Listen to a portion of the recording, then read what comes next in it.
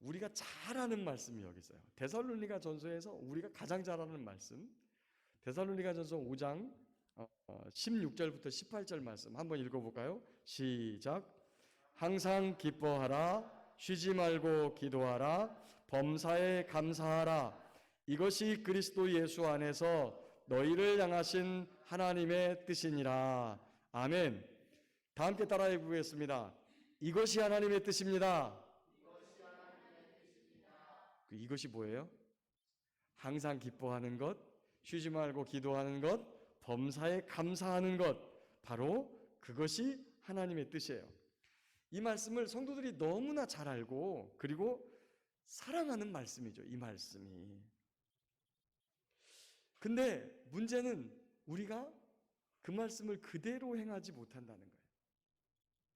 그런데도 그것이 하나님이 기뻐하시는 것을 알기에, 이것이 하나님의 뜻임을 알기에 어렵고 힘든 중에도 항상 기뻐하기 위해 애쓰고 지치고 상한 마음일지라도 그 마음 가지고 반뚜렁 논두렁 밟으면서 하나님께 기도하고, 또 불평과 불만이, 원망이 우리 입에 배어 있지만 그거 버리고 범사에 감사하려고 참 많이 애씁니다.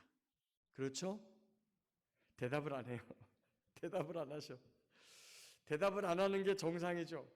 애쓰는데 잘 안 돼요. 애쓰는데 잘 안 돼. 근데 믿음이 있으면 돼요. 우리 옛말에 천리길도 한 걸음부터. 여러분, 예수님 처음 믿을 때 예수님 믿는 거 잊지 않으려고 여러분은 어떤 걸 해봤어요?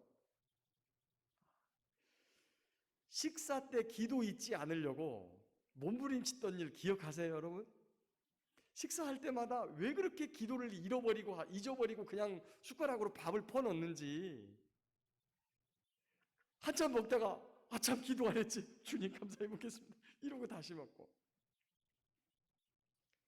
저는 제 손바닥에다가 빨간 매직으로, 볼펜으로 빨간색으로 십자가를 그리고 다니면서 꼭 쥐고 다니고, 또 다니다가 이렇게 보고 주님 잊어버리지 않으려고 그랬던 일들이, 그런 때가 있었어요. 우리가 하루아침에 날마다 항상 기뻐하고 그 다음에 쉬지 않고 기도하고 범사에 감사하는 거 하루아침에 되는 거 절대 아니에요. 비록 저와 여러분의 신앙생활이 오래되었음에도 불구하고 아직도 온전한 모습으로 그것을 행하지 못한다 할지라도 우리가 믿음을 가지고 있고 주님과 함께하면 주님께서 이루어질 것을 믿습니다. 5장 24절을 보니까 너희를 부르시는 일은 미쁘시니 그가 또한 이루시리라. 이게 하나님의 뜻이니까 우리를 부르신 하나님이, 우리 안에 오셔서 우리를 불러주신 성령님이 우리를 도와서 그 뜻을 이루어질 것이라고 말합니다. 우리는 약해요. 믿음도 약하고 힘도 없고. 그런데 주님은 강하십니다. 우리는 할 수 있는 것이 아주 작지만 우리 주님은 모든 것을 하실 수 있어요. 그분이 저와 여러분의 주인이시고 또 아버지이시고 하나님이세요. 그분이 어디에 계세요? 하늘 아버지 저 위에 손도 안 닿는 곳, 보이지도 않는 곳에 계시는 게 아니라 항상 저와 여러분과 함께 계시는 줄 믿습니다. 그 믿음을 가지고 그 주님께 꼭 붙어 있으면 항상 기뻐하는 것이 되고 쉬지 않고 기도하는 것이 되고 범사에 감사하는 것이 된다는 거예요. 여러분, 저 좀 봐주세요. 제가 설교하면서 지금 어떻게 하고 있어요? 싱글생글 웃으면서 하고 있죠? 여러분은 어떻게 하고 있을 것 같아요? 예배 드리면서 아무 표정 없어요, 여러분. 여러분의 얼굴이 지금 어떻게 생겼는지를 여러분 거울 앞에다 놓고 잠시 보세요. 제가 요 강대상 밑에다가도 조그맣게 거울을 하나 붙여놨어요. 항상 설교 전에 올라갈 때 제 용모를 단정히 할 것, 그것을 보는 목적도 있는데 얼굴을 보면서 웃고 올라가서 설교하려고. 제가 처음에 왔을 때 어떤 분에게 이런 말씀을 들었어요. 왜 이렇게 성도들을 꾸짖으세요? 예? 한 번도 그런 생각을 안 했는데 성도들을 제가 자꾸 꾸짖는데요. 그래서 그렇게 하지 않으려고 참 많이 애썼어요. 지금도 여러분 제가 많이 꾸짖나요? 그렇게 생각이 드세요? 그럼 제가 조금 더 고쳐야 되고요. 저와 여러분들이 항상 얼굴에 웃음 띤 얼굴, 그 다음에 혼자 길을 걸어갈 때, 밭에서 김을 맬 때, 그 다음에 풀을 뽑을 때, 이렇게 있을 때 주님과 동행하기 위해서 애쓰고, 그리고 그분께 어떤 일이 있어도 항상 범사에 감사하는 그러한 믿음을 한 걸음씩 한 걸음씩 하면 언젠가는 주님 닮은 그날이 올 줄 믿습니다. 그런데 데살로니가 전서에는요, 이 말씀 말고도 우리를 향한 하나님의 뜻이 또 있어요. 4장 1절 한번 같이 읽어볼까요? 4장 1절 시작.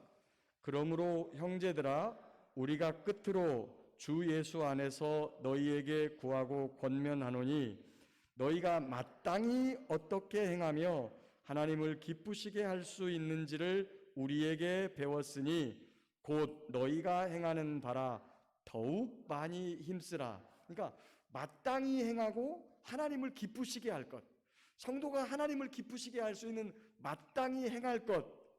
그리고 4장 3절에 이렇게 말해요. 같이 읽어볼까요? 4장 3절 시작. 하나님의 뜻은 이것이니 너희의 거룩함이라. 아멘. 우리가 데살로니가 전서 볼 때 항상 기뻐하라, 쉬지 말고 기도하라, 범사에 감사하라, 이는 그리스도 예수 안에서 너희를 향한 하나님의 뜻이니라, 이것만 알았는데 그보다 먼저 더 우리에게 하나님의 뜻이 이거야 하고 가르쳐준 말씀이 있는데 그게 바로 거룩함이라는 거예요. 거룩함. 다 함께 따라갑니다. 거룩이 하나님의 뜻입니다.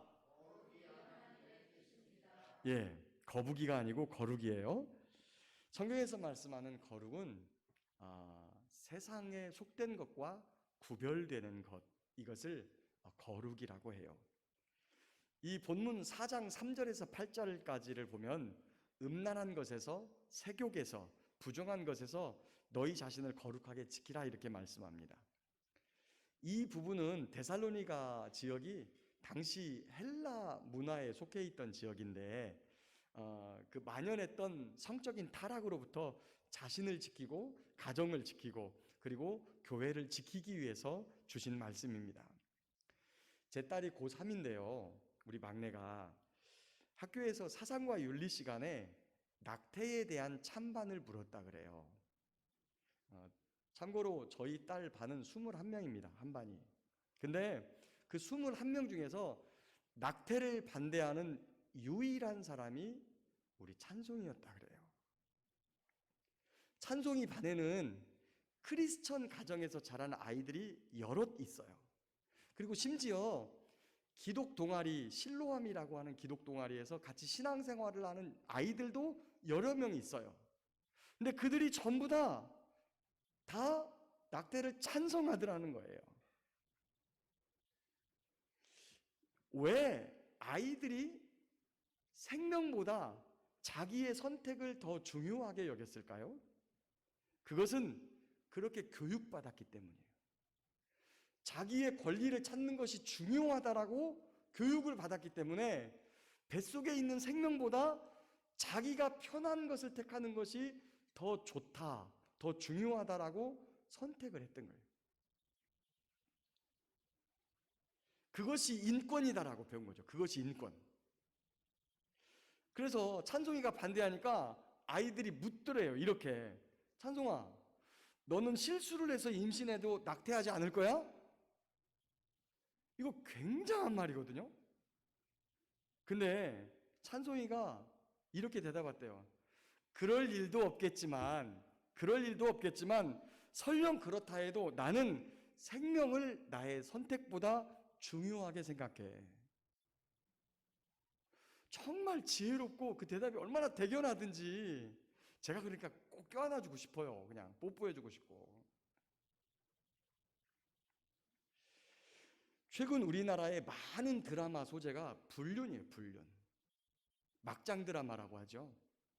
예전에도 불륜을 소재로 한 드라마가 꽤 있었지만 간통법이 없어진 다음에 이 두드러진 현상 중에 하나가 불륜을 소재로 한 드라마가 단 하루도 방영이 안 되는 날이 없어요. 우리 어르신들과 그리고 조금 약간 이렇게 소일거리밖에 없는 그 주부들이 자주 보는 드라마가 아침 드라마인데요. 아침 드라마 마치고 불륜을 소재로 하지 않는 드라마가 거의 없어요. 그런데 아직도 우리나라 국민 의식 속에는 불륜이나 간통이 나쁘다라는 생각이 지배적이에요. 비록 간통법이 없어졌지만, 하지만 그 이면에 아니 두 사람이 좋다는데, 두 사람이 사랑한다는데 그것이 뭐 그리 큰 죄야 라고 하는 생각이 서서히 국민들 생각에 자리 잡기 시작하고 있어요. 그래서 불륜과 간통을 미화하는 자극적인 소재가 인기가 있는 거예요. 그런데 이런 것들에 대해서 성경은 아주 단호합니다. 결혼이라고 하는 것은 남자와 남자끼리 하는 거 절대 아니고, 여자와 여자끼리 하는 거 절대 아니고, 한 남자와 한 여자가 하는 것이 결혼입니다. 그리고 이 두 사람을 뭐 사람이 중매하고 사람이 소개시켜주고 내가 다니면서 찾고 뭐 연애하고 이런 과정이 다 있다 할지라도 결혼은 누가 시키는 거냐? 하나님이 시키는 거라고 성경은 단호하게 이야기해요. 하나님이 짝지어 주신 것. 그래서 하나님이 짝지어 주신 것을 사람이 나누지 못한다 이렇게 말해요. 그럼에도 불구하고 성경에서조차 이혼을 허락하는 몇 가지 경우가 있습니다. 영원히 함께하기로 한 배우자를 놓고 다른 남자나 여자와 간음하는 행위를 할 때 혼인서약이 깨진 것으로 보고 이혼을 허락했어요. 또 여러 가지 이유로 육체적인 학대나 폭행이 있는 경우도 이혼을 허락했습니다.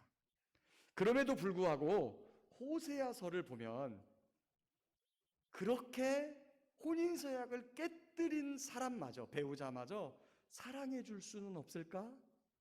사랑해 줘라 이렇게 우리에게 하나님께서 요구하고 계세요. 그 이유는 하나님을 두고, 하나님을 곁에 두고 하나님을 떠나 세상과 짝하며 사는 우리를 하나님이 대속해 주시고 사랑해 주시고 다시 받아주시고 안아주셨기 때문에 우리에게도 그 사랑을 하라고 요구하고 계시는 거예요.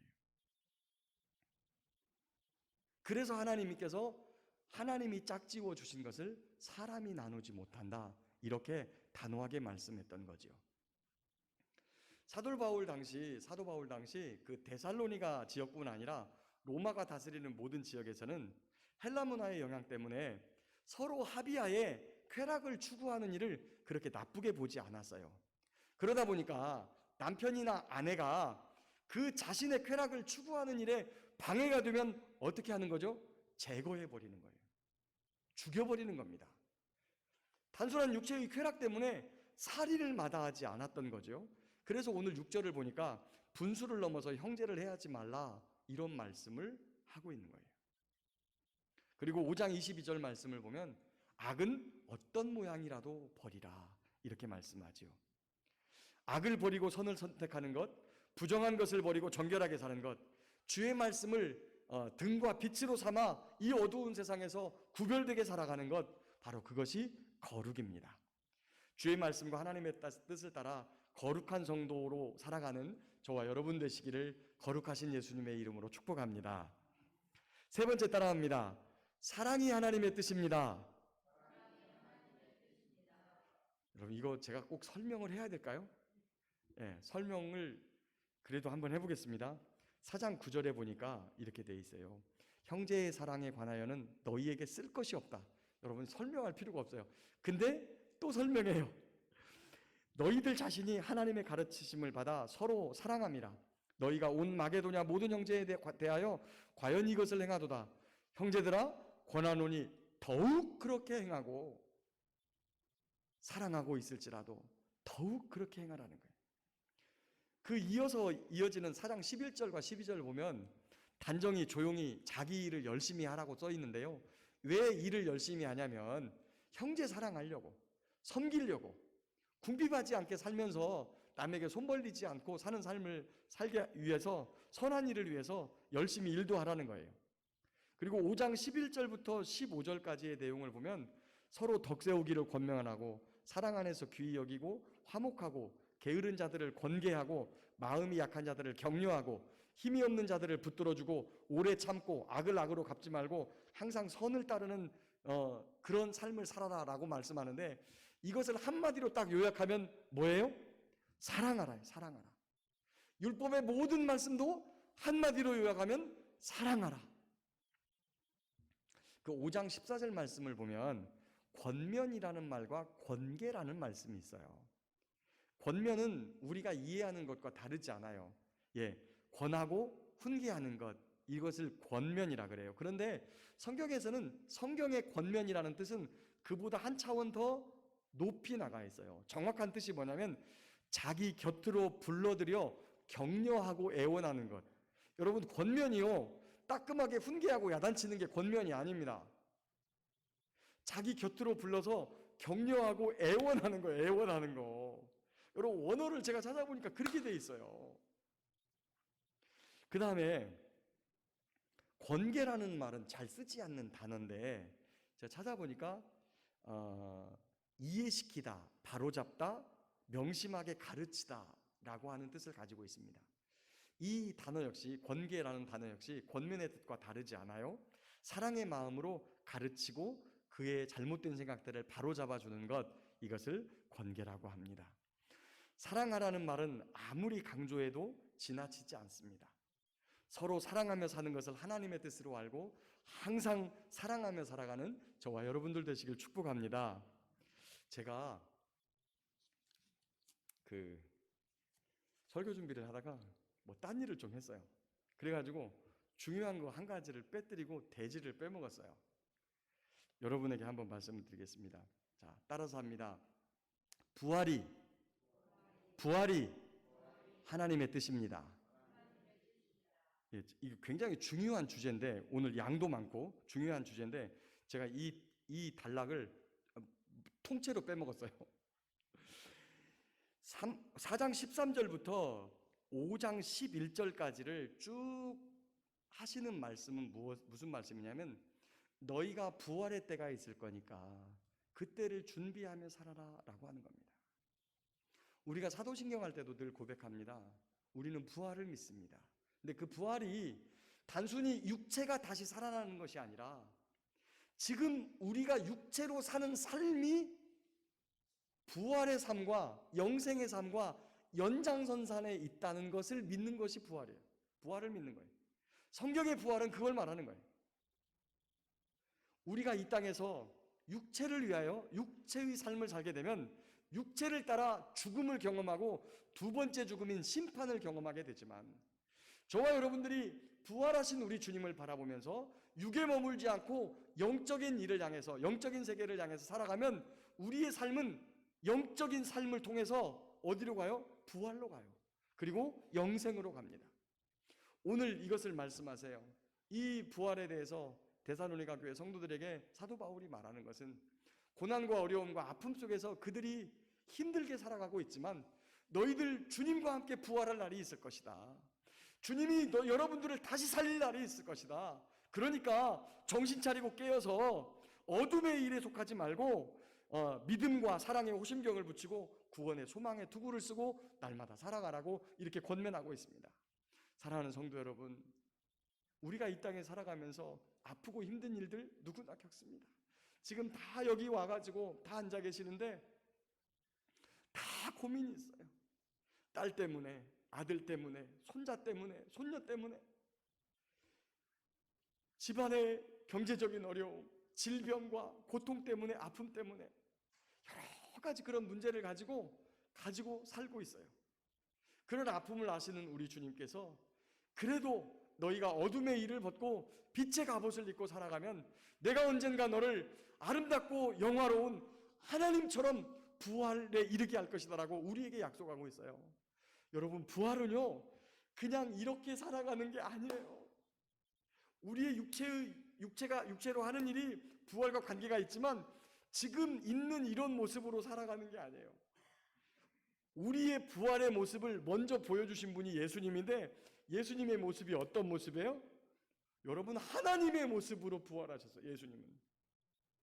예수님은 하나님의 모습으로 부활하시고 너희를 내가 이렇게 부활시켜 줄 것이라고 약속하고 있어요. 성경에서.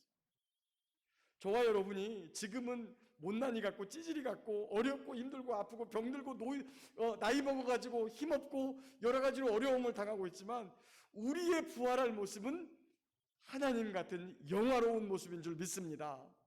그날을 소망하고 기대하시면서 그렇게 우리를 부활시키는 것이 하나님의 뜻인 것을 믿고 주님께서 우리에게 부탁하신 대로 육체의 일을 벗고 빛의 갑옷을 입고 그 다음에 사랑과 믿음의 호심경을 붙이고 구원의 소망의 투구를 쓰고 살아가는 저와 여러분들 되시길 축복합니다.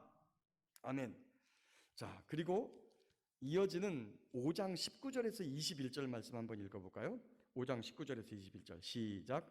성령을 소멸하지 말며 예언을 멸실하지 말며 범사에 헤아려 좋은 것을 취하고. 아멘. 자, 성령을 소멸한다고 하는 것이 무슨 의미일까?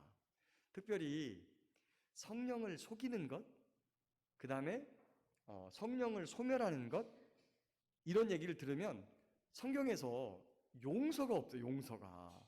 신약 성경에서조차도.